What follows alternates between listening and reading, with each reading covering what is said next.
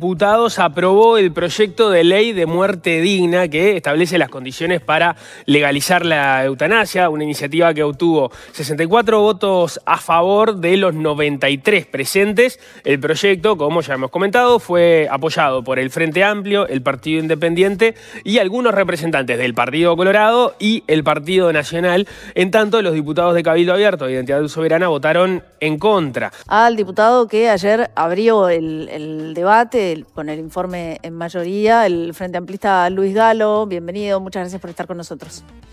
Buen día, ¿qué tal? Un gusto, como siempre. Recién le escuché. Bienvenido. Que lo hago por conciencia.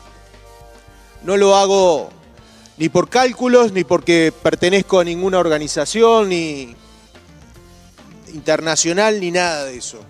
Lo hago porque mi conciencia y mi corazón lo dicta que lo haga. Lo hago como un hombre libre de un partido libre. En ningún momento nuestro partido nacional nos condicionó, ni hubo ningún cálculo de ninguna manera para pedirnos que votemos de una forma u otra. Podemos sostener nuestras convicciones, incluso nuestras convicciones religiosas, pero no podemos imponer nuestras convicciones religiosas a los otros. Y de eso se trata. Cuando estamos aprobando un proyecto de ley o discutiendo un proyecto de ley, lo que estamos poniendo de manifiesto es en lo que nosotros creemos que es mejor para la sociedad. Esta disyuntiva cruza este cuerpo, como al resto de la sociedad, a personas reales, con nombres, historias y afectos, algunas de las cuales nos acompañan desde las barras y que, teniendo opiniones encontradas sobre el proyecto que consideramos, esperan que el Estado les brinde un marco claro, seguro y respetuoso para ejercer un derecho que puede ser el último acto de libertad. El proyecto ahora va a pasar a considerarse al Senado, donde se descuenta que van a estar los votos para su aprobación definitiva, en este caso porque el Frente Amplio tiene mayoría, más allá de los votos que obtenga de los otros partidos. 38 años. Ataxia cerebelosa, que pide su muerte, que lo deje morir. Y estas son sus palabras que íbamos a pasar ahí. Hablan de que la muerte es irreversible, pero capaz lo que le sigue es mejor. Seguro es mejor que mi estado actual. Nada puede ser peor. Así que imagino la muerte como la paz, como el blanco, como la ausencia de color que da el descanso. Quiero descansar. También tenemos las palabras de Beatriz Gelós, que se encuentra en las barras, y en su carta nos decía: me llamo Beatriz Gelós, tengo 69 años, tenía en ese momento, ahora tiene 71, soy docente de idioma español de secundaria, jubilada por enfermedad. Tengo esclerosis lateral amiotrófica, ELA, desde hace 17 años. Estoy casada, tengo 2 hijos y 2 nietos. Sería más digna mi vida si pudiera higienizarme sola, escribir a mano, hablar por teléfono, rascarme, tomar agua cuando tenga sed o ocuparme de los demás, especialmente de mis nietecitos, a quienes nunca pude cambiar un pañal, ni la vida me dio el placer de hacerlos dormir en mis brazos. Les pido que en su fuero más íntimo cada uno pueda analizar en profundidad y con responsabilidad y sensibilidad qué respuesta le daremos a los ciudadanos como Pablo, como Beatriz y tantos otros. Ojalá que la respuesta que demos hoy no sea la misma que le dimos a Pablo Salgueiro y a Fernando Sureda. Honremos su memoria con la aprobación de este proyecto. Recién escuchábamos tus palabras y bueno, lo comentábamos acá, muy conmovedores los testimonios que leías, porque bueno, en algunos casos, además en las barras había familiares y había personas que estaban reclamando la eutanasia para sus situaciones personales. Contanos vos cómo lo viviste desde el lugar del debate. Y con mucha emoción, si les digo que cada vez que leía o que escribía el discurso me emocionaba. Cuando lo leía me emocionaba y decía que me iba a quebrar antes, por suerte me quebré al final, porque bueno, hace muchos años que estamos trabajando en este tema. Era la culminación de una jornada importante.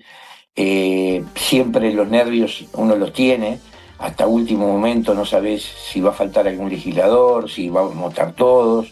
El hecho de haber hablado con las personas que estaban en las barras, con Beatriz Geló, con el hermano de Pablo, con la madre de Pablo que también estaban, el haber leído las cartas realmente me conmovió. Además me pidieron especialmente que querían ser testimonio. La idea era que esos testimonios hubieran sido dichos por ellos, estaba previsto así, hacerlo en la Cámara mediante grabaciones que ellos hicieron. Tenía la grabación de Beatriz Gelós con muchísima dificultad para poder expresar su sentimiento a todos los legisladores, y la foto de Pablo que también nos mandó postrado en su cama, pero lamentablemente no pudimos ponerla porque el reglamento de la Cámara es parejo para todos. Mis saludos a Canal Región, mi saludo a todos los legisladores del Frente Amplio y demás partidos que votaron a favor de la eutanasia.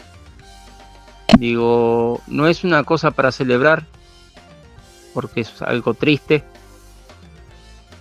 Digo, tampoco es algo nuevo, digo, porque en el hospital militar hace años que se viene practicando eso. Digo, en el año 93 a mi padre le practicaron una eutanasia en el hospital militar. La firmé yo. Digo, hasta ahí está, digo, todo bien. Por fin le salió algo al Frente Amplio. Digo, lamentable por algunos legisladores, digo, que no participaron en esto. A ellos los podríamos llamar que son la eutanasia del Uruguay, por lo que hacen y por cómo se comportan. Digo, ya que no iban a participar, digo, hablaron demasiado, a mi gusto. Más. Pero también les quiero hablar como cristiana, porque yo creo que hay uno solo que da la vida y hay uno solo que la quita. Y porque yo creo que no hay ni un minuto más de un minuto que tenemos marcado a que llegue nuestro día final. Entonces, como cristiana, también entiendo que hay un mandato claro que dice no matarás. Por eso, mi convocatoria es a los cristianos del Uruguay, a que no se queden callados, a que no le den más el poder con su voto a personas que van a legalizar y que van a normalizar leyes en Uruguay que van en contra de nuestros principios y valores. Muchas gracias. Invocar la libertad para justificar la eutanasia o el suicidio asistido implica, desde el lado del sujeto activo del delito, es decir, el médico, o bien desconocer que la libertad no puede violentar el derecho de un tercero, la vida de la víctima, o bien desconocer que la víctima tiene el derecho a vivir. Y si se invoca la libertad del eutanasiable, implicaría admitir que su derecho a la vida es renunciable y que por eso el médico que le diese muerte o le ayudase a darse muerte no estaría violando su derecho a la vida, pues ya no tendría tal derecho ni la dignidad de persona en la que se fundamenta. Aventuro que la sociedad se va a conmover cuando tenga noticia de las consecuencias y los efectos de esta ley. Aventuro dificultades en la comunidad médica, debates. Aventuro alarma cuando las familias comiencen a recibir las noticias de los fallecimientos ejecutados mediante el mecanismo de eutanasia. Por supuesto que reconocemos el derecho a que el propio ser extinga su vida. Por supuesto que no estamos estimulando ese tipo de comportamiento ni nada por el estilo. Lo que es absolutamente improponible, lo que no se puede legislar, es que un tercero, de cualquier forma que fuere, intervenga en ese proceso. Porque está violando la intangibilidad de ese presupuesto óntico que es la vida, que reitero, no es un derecho. Es el presupuesto de todo lo que vivimos. Y yo lo que quería decir es que nosotros podemos debatir horas sobre el derecho, sobre todo lo que nos parece, si aplicaríamos o no, si tomaríamos esa decisión o no. Cada uno individualmente. Individualmente, sí. Pero individualmente, esto es como cuando uno decide abortar o no abortar. Es el momento. Uno no tiene a priori una decisión de yo voy a abortar en cualquier caso que quede embarazada en cualquier época. No. Estoy a favor de tener la libertad de decidir cuándo voy a ser madre, que es otra cosa. Y en este caso es lo mismo. Enfrentado a un dilema, a una enfermedad, en unas circunstancias, a una edad, en un contexto, uno puede tomar esta o aquella otra decisión. Ninguno de nosotros, aún estando a favor de la ley, sabe si tomaría esa decisión llegado el momento exacto. Entonces, el debate, no, esto no es para obturar el debate, porque me encanta debatir y me parece que está de más que lo debatamos. Pero quiero decir, en realidad es algo que decimos profundamente cuando nos enfrentamos a eso. Pero yo te puedo hacer una pregunta que capaz me la podés contestar hoy. A ver. Si mañana, Dios no quiera, terminás cuadripléjica en una cama. No sé, no lo sé. Puede ser que sí, pero no lo sé. Porque en las circunstancias... Casi segura que sí. Yo puedo pensar que sí. Es más probable que estando ahí encuentre un sentido en la vida como para querer quedarme, ¿no? Por eso, ¿entendés? Tenés que tener el derecho que el margen no lo sabés. A la elección. No tener una ley que te dé el derecho de elegir es suprimir derechos. Tan sencillo como eso. No tener una ley que te dé el derecho a elegir entre A o B es suprimir derechos. Exacto. Evidentemente que todas las personas somos tan diferentes, ¿no? Y nuestro umbral de resistencia al dolor, cuando hablamos de esta ley, por ejemplo, ¿no? Pero más que al dolor, al sentido de la vida, es tan personal,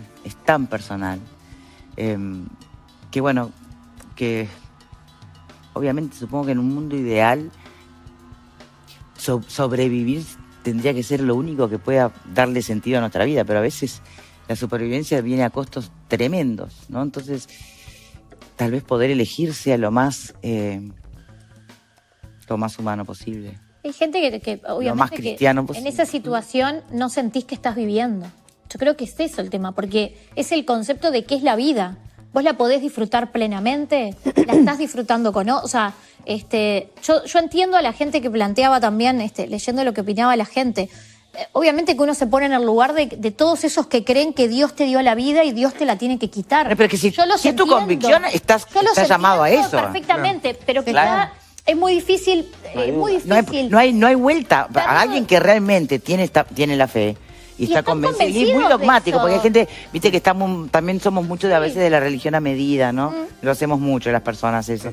Pero hay gente que es muy de respetar los dogmas. Sí. Y estás obligado a... Sí, por convicción, por fe, llamarlo como quieras, ¿no? Sí. Entonces, ahí no hay discusión posible ni necesaria. Hay un documento de la Iglesia Católica Española que, entre otras cosas, señalaba sobre el tema de la eutanasia, que en realidad el ser humano tenía que utilizar el dolor para llegar al final de la vida, porque era parte de la vida. El sentido del sufrimiento, claro, señor. Y eso es algo que en lo personal a mí me revela, ¿no? Pero bueno, respeto esas opiniones, pero estaba planteado así, en esos términos. El sufrimiento, el dolor, forma parte de la vida y si te tocó esa, tenés que vivir esa. Pero es una perspectiva lo que pasa. Es una perspectiva, sí. No la compartimos. No, claro. Yo solo digo que uno, llegado el momento, tiene que estar ahí, porque aún en estas circunstancias extremas, como planteaba Victoria recién, uno no sabe nunca qué va a hacer, porque de hecho, no sé, en mi vida yo muchas veces creí que iba a ser en tal circunstancia tal cosa y llegado el momento no fue así. Yo creo que mucha gente que hoy está en contra, quizás si le toca vivir la situación y tiene que decidir sobre la continuidad o no de su vida ante el sufrimiento, quizá en ese momento a favor. Y muchos que quizás estemos a favor de esa posibilidad de elegir, de poder tomar esa decisión, quizá ante esa situación no estaríamos de acuerdo en aplicarlo porque es muy personal. Hay que entender eso, no es que acá hay que se abrió la canilla libre de decir ahora los médicos pueden matarte, no es que además se permite la objeción de conciencia, al igual que ¿no? Y no es verdad que la familia va a decidir por la persona. Yo creo que se dice mucha cosa al momento de ponerle una carga a favor o en contra. Yo creo que es importante que todos realmente nos informemos de lo que se aprobó. Bien, lo que pasa es que en realidad, más allá de eso, también hay que ver cómo se reglamenta. La reglamentación es clave en esto, para que sea lo más garantizada posible, ¿no? Y probablemente en un futuro se la pueda mejorar si hay cosas que como cualquier ley. Muchísimas gracias por estar del otro lado. Será hasta mañana. Chao, chao. Entre la nieve y el sudor. Personal se entiende justamente como una cuestión personal y es de experiencia de vida. Es una cuestión de experiencia de vida que nos lleva a tomar esta decisión, más allá de que en esta casa votamos leyes creadas por el ser humano, todas son perfectibles. Tendrá este proyecto alguna cuestión que revisar, que visualizar, que nosotros proponer como sustitutivo e incluso como partido. Pero en el espíritu general de la ley, que está contemplado literalmente en el artículo 2, al cual en el plenario voy a leerlo literal, estamos completamente a favor y lo vamos a defender en el debate en el día de hoy. Vamos a acompañar en particular algún sustitutivo que va a presentar el Partido Nacional seguramente en el correr de la sesión, principalmente en el artículo 4, en el procedimiento, en el cual ya llega incluso en el último repartido de la ley, en el cual cambia también de nombre a muerte digna, la figura de un psiquiatra en una junta médica. En determinado momento de la discusión parlamentaria vos tenés que aclarar, a partir de una intervención de la diputada de Identidad Soberana, Nicole Salle, que Benito está a favor de la eutanasia. De todas formas, está a favor de la eutanasia, él lo ha dicho en alguna entrevista en estos días. De 5.000 pacientes que vio, él incluso llegó a practicar la eutanasia él mismo una vez, se la pidieron 4 o 5 pacientes. Él entiende de todas formas que el avance de los cuidados paliativos efectivamente reduce la cantidad de casos de que personas lleguen a pedir la eutanasia, y por eso ahí, si bien no son contradictorias y son complementarias una cosa y la otra, los cuidados paliativos y la eutanasia, sí parece relevante y parece todavía un porcentaje importante para avanzar ese 25% que todavía queda sin cobertura, ¿no? Pero no tengo ninguna duda. Hay una colega uruguaya que además es una profesional destacada que nos dice de cada 100 pacientes que ingresan en el servicio de cuidados paliativos con idea de muerte, de solicitar la eutanasia, prácticamente aliviando el dolor, simplemente aliviando el dolor y empezar a conversar y acompañar al paciente, el 95% de los pacientes cambian de posición. Y me parece que ese es el espíritu de los paliativistas. Le cambian la posición, pero a pesar de eso, hay un 5% de pacientes que además de eso están solicitando la eutanasia. No quieren más seguir bajo el efecto de eutanasia. Y esta ley lo que le permite a ese 5% respetar el derecho de morir con dignidad, sin sufrimiento y rodeado de sus seres queridos.